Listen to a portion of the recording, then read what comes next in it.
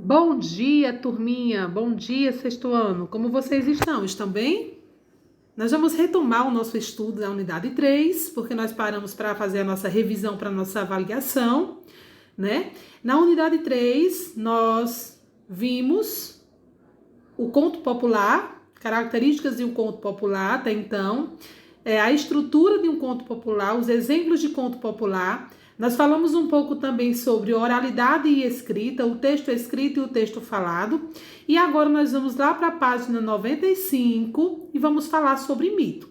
A aula de hoje nós vamos ver a estrutura mitológica, os tipos de mito que existe, o significado de mito, o que é um mito, qual é a diferença entre mito e conto popular e lenda. Enfim, essa aula de hoje é direcionada, né, a esse gênero textual, a essa tipologia textual envolvendo elementos mitológicos, certo? Então, boa aula para vocês e vamos lá. Aqui, nós temos aqui a definição de mito. De acordo com o dicionário da língua portuguesa, mito, né, é uma narrativa de teor fantástico e simbólico, normalmente com personagens ou seres que incorporam as forças da natureza e as características humanas. Algo ou alguém cuja existência não é real ou não pode ser comprovada. Então, o mito, minha gente, é muito próximo, se aproxima muito do conto maravilhoso, de lendas, de contos lendários. Por quê? Porque sempre tem esse personagem, né, que tem um grande teor fantástico. Ou seja, é algo fantasioso, não existe na nossa realidade. E simbólico, ou seja, simboliza alguma coisa. E essa coisa simbólica que esse alguém ou algo simboliza é sempre um elemento da natureza. É uma chuva, é um trovão, é o sol, é a lua, é um animal, uma árvore, uma planta. Então, esses elementos da natureza eles se personificam em personagens. Então, essa é a principal característica de um mito, certo? Vamos ver aqui. Segundo o dicionário, mito é uma palavra de origem grega, mitos, e é a noção de algo que está fora da realidade. Então, mito é algo que veio da Grécia, né? Tem origem grega, e significa o quê? Algo que está fora da nossa realidade. Então, o que não estamos vivenciando é um mito, viu? Então, mito é tudo aquilo que não envolve a realidade, não é real, é algo surreal, certo? E tem origem grega. Uma das raízes da existência do mito é a necessidade de saciar a curiosidade dos homens em uma época em que a ciência ainda não tinha se desenvolvido ao ponto de explicar alguns fatos importantes. Por exemplo, a origem do universo e a origem da vida. Pronto. Há muitos e muitos anos antes de Cristo, minha gente, não existia ciência que comprovava nada. Né? Nada, não existia ainda a ciência. A ciência o surgimento da ciência foi com o decorrer dos anos que os estudiosos foram inventando, foram criando, foram estudando e foram comprovando os fatos, certo? Então, antigamente, quando não tinha ciência ainda, o que era que acontecia? Os homens daquela época, principalmente da origem grega, né? Os homens da Grécia, eles se baseavam na natureza para explicar os fatos. Por exemplo, a origem do universo. Então, eles se baseavam, criavam uma história com um Deus, que esse Deus era um elemento da natureza, para explicar a origem do universo e a origem da vida, por exemplo. Então, essas histórias foram se destacando tanto que até os dias de hoje seguem estudos a respeito da mitologia grega. Né? Aí teve mitologia grega, mitologia romana, mitologia greco-latina e assim foi se expandindo. Nós estamos estudando apenas o mito, a mitologia de maneira geral, esse gênero, qual é a característica desse gênero. Então, só para vocês entenderem que mito é uma narrativa, né? Uma narrativa em que seres simbólicos, né? E surreais são tidos como principais personagens para explicar algum fenômeno ou algum acontecimento que a ciência naquela época ainda não existia. Então, por isso que surgiu os mitos. Olha aqui. São narrativas utilizadas pelos povos gregos, ou seja, surgiu na Grécia, como eu falei, pelos povos gregos antigos para explicar fatos da realidade e fenômenos da natureza. As origens do mundo e do homem que não eram compreendidos por eles. Os mitos se utilizam de muita simbologia, né? Personagens sobrenaturais, deuses e heróis. Todos esses componentes são misturados a fatos reais, características humanas e pessoas que realmente existiram. Então, como é que eles fazem o mito? Nós vamos ver já um exemplo de um mito que vocês vão observar bem direitinho a característica desse texto. Por que um mito não pode ser um conto maravilhoso, por exemplo, já que envolve esses elementos surreais? Porque um conto maravilhoso, minha gente, não explica o surgimento de algum fenômeno natural, por exemplo. É apenas um conto, é um conto de fadas. Ali está narrando uma história, entendeu? E o mito não. O mito é um texto mais explicativo, mais simbólico. Sempre tem uma simbologia que explica algum fato que a ciência depois veio a comprovar de maneira diferente.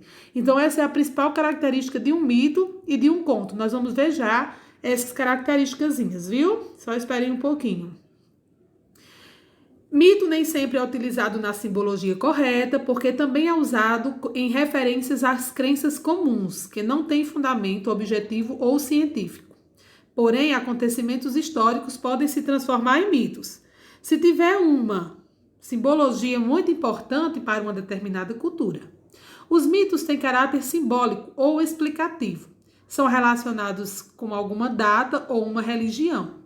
Procuram explicar a origem do homem por meio de personagens sobrenaturais, explicando a realidade através de suas histórias sagradas. Um mito não é um conto de fadas ou uma lenda. Então, minha gente, um mito nem é um conto de fadas e nem é uma lenda. É uma narrativa simbólica que explica fatos, né? Fatos reais que as ciências vieram a comprovar. Porém, de forma surreal, de forma que é imaginária. Não é realidade o que um mito explica, né? Mas tem caráter explicativo. Eles procuram explicar, através do mito, o surgimento, por exemplo, do universo, né? A ciência vem e explica de uma forma e a mitologia vem e explica de outra. Então, essa é a principal característica de um mito. Aqui o surgimento do mito, né? Onde surgiu o mito? Surgiu a partir da necessidade de explicação sobre a origem e a forma das coisas, suas funções e finalidade, os poderes do divino sobre a natureza e os homens. Ele vem em forma de narrativa, né? É um texto narrado, é alguém contando uma história, ou seja, em terceira pessoa, criada por um narrador que possua credibilidade diante da sociedade, poder de liderança e domínio de linguagem convincente e que, acima de tudo, jogue para a boca do mito o que gostaria de impor, mas adequando a estrutura do mito de uma forma que tranquilize os ânimos e responda às necessidades do coletivo. É o narrador quem constrói o esquema do mito, porém, ele só nasce e se consolida a partir da aceitação coletiva, ou seja, o mito só existe quando ele cai no senso comum. É ele quem dá a vida ao mito. Então, aqui está explicando como se dá a estrutura, como acontece a formação de um mito. Então, alguém de um alto teor de responsabilidade, de cultura, de liderança, de domínio, que tem uma linguagem convincente, ele vai produzir essa narrativa, né, através da mitologia, envolvendo ali elementos simbólicos, imaginários e lendários, para explicar algum fenômeno que a ciência comprove.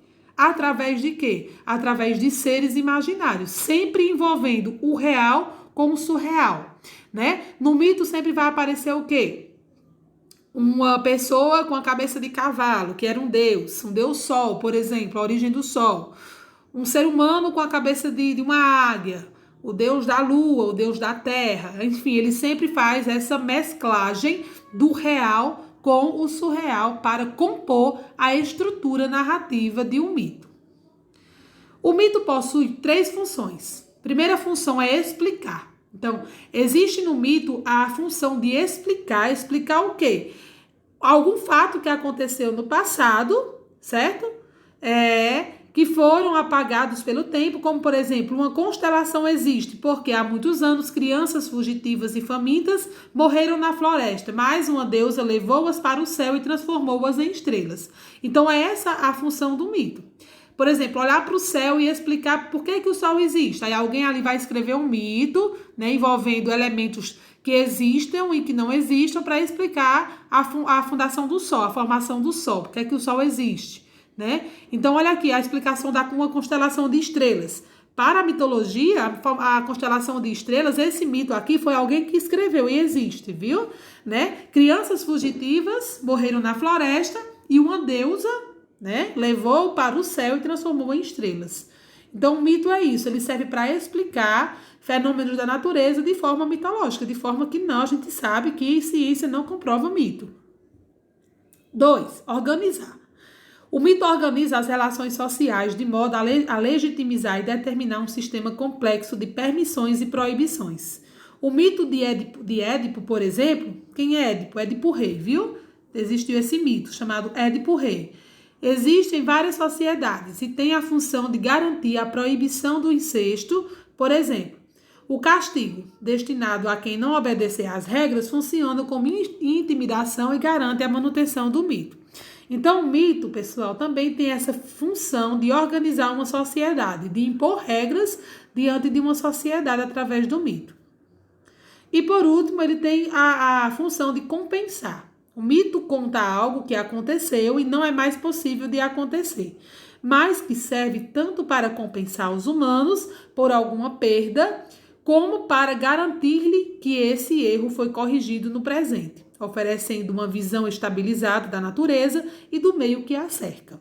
Então, tem também esse objetivo, né, de compensar alguma coisa. Então, os seres humanos, por exemplo, compensa por alguma perda e garante que esse erro foi corrigido no presente, né? Oferece uma visão estabilizada da natureza e do meio que a cerca. Então, sempre tem uma recompensa. Por exemplo, no mito, lá no finalzinho do mito, na conclusão, aqui a introdução aparece com uma explicação dos fatos, entendeu? No desenvolvimento do mito, da narrativa, tem a organização das ideias e, por fim, tem aquela recompensa, né, daquele ser humano que acreditou naquele Deus, naquela mitologia, tem esse meio de recompensar através desse tipo de narrativa. Então, segue essas três estruturas para o mito. Primeiro, ele começa explicando, primeiro parágrafo de um mito, quando vocês forem ler o mito que está na página 95 do livro de vocês vão ver. Primeiro, o narrador começa explicando, depois o narrador organiza as ideias e depois aparece uma forma de recompensar o leitor, né? De envolver o leitor através de uma recompensa que aparece lá por último, no último parágrafo de conclusão do mito. A narração de histórias é comum a todas as culturas. A maioria das pessoas gostam de ouvir histórias. Os contadores de histórias atenderam à necessidade de uma boa história desde o início da civilização. A maioria das pessoas tem por sua própria história favorita desde a infância e muitas vezes essas histórias são fascinantes e assustadoras. Essas histórias incluem lendas, mitos e contos populares. Então, a partir de agora, nós vamos ver a diferença entre uma lenda, um mito e um conto popular. Lembrando que essas três modalidades, esses três gêneros textuais, eles surgiram na oralidade. Né? Antigamente, os contadores de histórias reuniam ali as pessoas e iam contar aquelas histórias para as pessoas. Só que uma lenda, um mito e um conto popular possuem estruturas diferentes. Quando eu estou falando de estrutura de gênero, né? Os três surgiram na oralidade, através de contos, são contos, né? Histórias contadas, porém seguem estruturas diferentes. Por isso, nós estamos estudando aqui na nossa unidade, já vimos o conto popular, algumas lendas, inclusive algumas lendas folclóricas, e hoje nós estamos expandindo e concluindo aqui o nosso estudo, né, na estrutura, na formação de um texto dentro da mitologia. Vamos ver aqui, pessoal, uma lenda, para vocês entenderem essa diferença entre lenda, mito e conto.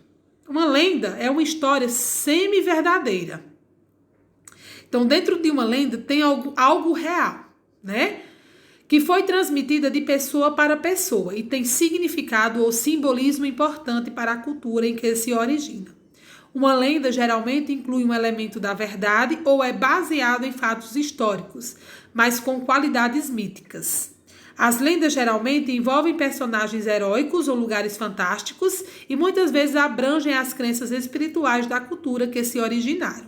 Então, a diferença está voltada a quê? De uma lenda para um conto e para um mito. Nessa história semi-verdadeira, em que na mitologia não tem esse negócio de semi-verdadeiro e nem no conto popular, né? Não tem. E já na lenda existe esse ar de verdade, certo? E para vocês entenderem esses exemplos aqui, as nossas lendas folclóricas, né? Vocês fizeram até um trabalho sobre isso, pesquisaram e me enviaram, né? Aqui está o Negrinho do Pastoreiro, a Iara, o Boto, o Boi-Bumbá, o Saci Pererê, o Curupira, entre outros. Agora, mito.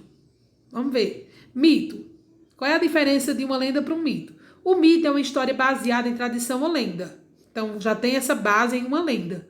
Então, eles pegam uma lenda, se baseiam naquela lenda e vão criar um mito em cima daquela lenda, que tem um profundo significado simbólico. Um mito transmite uma verdade para quem conta e ouve, em vez de necessariamente registrar um verdadeiro evento.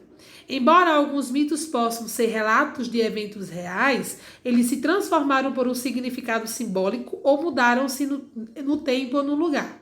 Os mitos são frequentemente usados para explicar os começos universais e locais e envolvem seres sobrenaturais. O grande poder do significado dessas histórias para a cultura em que eles se desenvolveram é uma das principais razões pelas quais eles sobrevivem, às vezes por milhares de anos. Então, os mitos, minha gente, a estrutura que marca um mito é os elementos da natureza, essa simbologia com elementos da natureza, certo? É ter por base, um texto totalmente simbólico para a explicação de fatos através de elementos da natureza. E os contos populares é uma história popular, né? Aquela história oral, aquela história contada. Aí entra o quê? Fábulas, contos de fadas, lendas antigas e até lendas urbanas, né? Esses são contos populares que se popularizaram, saíram da oralidade, entraram na escrita, foram registros escritos e até hoje nós estudamos sobre esse tipo de narrativa. Então, está explicada a diferença entre uma lenda, um conto popular e um mito. Um exemplo de um mito. Vamos lá, para vocês entenderem a estrutura de um mito. Esqueçam a estrutura do conto popular que a gente já viu. Esqueçam a estrutura da lenda também que a gente já estudou na unidade passada. Nós vamos ver agora um exemplo de mito. O deus Ra, que é o deus do sol. Observem aqui, primeira coisa, ele pega um elemento e transforma em um deus. Então, todo mito tem isso? Sim. Geralmente tem essa transformação de um elemento da natureza em um deus. Então, tem o deus sol, o deus lua, o deus água, né? Todo elemento da natureza ali eles pegam, transformam em um deus para explicar um fenômeno científico já comprovado. De acordo com a mitologia egípcia, o deus Ra, então aqui nós já saímos da mitologia grega e estamos entrando aqui na mitologia egípcia. Essa história surgiu dentro da mitologia do Egito. O deus Ra é o responsável pela criação do mundo. Então, de acordo com os egípcios, né, criaram ali esse mito, quem criou o mundo foi o deus Ra, inclusive do homem e da mulher. A história conta que o seu pai, Num, tinha lhe dado a difícil tarefa de criar o universo. E ao fim dela, cansado do trabalho da criação, Ra transpirava muito e chorou. Seu suor e suas lágrimas fizeram surgir o homem e a mulher. Então, o que aconteceu? Observem a história, né? Num, que era o pai de Ra, deu a difícil tarefa de criar o universo. Ele falou para Ra, vá lá e crie o universo. Aí Ra começou o trabalho de criação do universo. No final da criação do universo, né, a história conta detalhadamente como que ele fez, como foi a criação. Se vocês tiverem curiosidade, vocês podem pesquisar a história do deus Ra, né, a mitologia egípcia, vocês vão ver essa história bem direitinho. O que aconteceu? No final do dia, quando ele já tinha terminado de criar o universo, ele estava muito cansado. Então, ele começou a transpirar, a suar. Então, e chorar de cansado. Né? Ele chorou muito, estava muito cansado. Então, aquele suor com aquelas lágrimas foram caindo dos seus rostos e foram formando homens e mulheres. certo? Então, a mitologia explica, a mitologia egípcia, né? Os egípcios que acreditam nessa mitologia, eles acreditam que o universo foi criado pelo deus Ra através do seu suor e das suas lágrimas. Vocês estão entendendo aí, pessoal, o envolvimento do elemento da natureza com algo que não existe para comprovar um fato científico já existente? Que fato científico é esse? A criação do universo. Nós sabemos que a ciência explica e detalha a criação do universo de maneira diferente. Porém, a mitologia, ela vem e vai explicar a criação do universo envolvendo o quê? Elementos imaginários e da natureza. Olha aqui a imagem do deus Ra. Esse aqui, olha lá, vamos entender aqui, ó. Olha aqui para vocês observarem e entenderem a mesclagem que há do elemento humano com os elementos da natureza. O corpo do deus Ra é um corpo heróico, de um herói. É um homem forte, né, que usa roupas de herói, certo? Porém, a cabeça do deus Ra é a cabeça de uma águia, certo? Então, aqui, sempre dentro da mitologia, eles fazem essa mesclagem do humano e de elementos da natureza para formar os seus deuses. E Deus do Sol. Olha aqui, ó, Deus do Sol.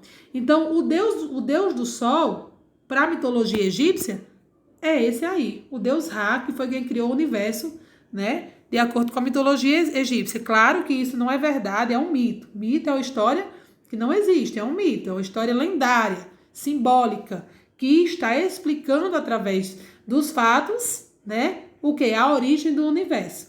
E tem outras mitologias que explicam também a origem do universo. Não só essa, não. Tem outros também, outros mitos que explicam, certo? A origem do universo. Aqui é só para vocês entenderem que a característica de um mito é essa mesclagem dos elementos reais, certo? Com o surreal. O que é um elemento surreal, tia?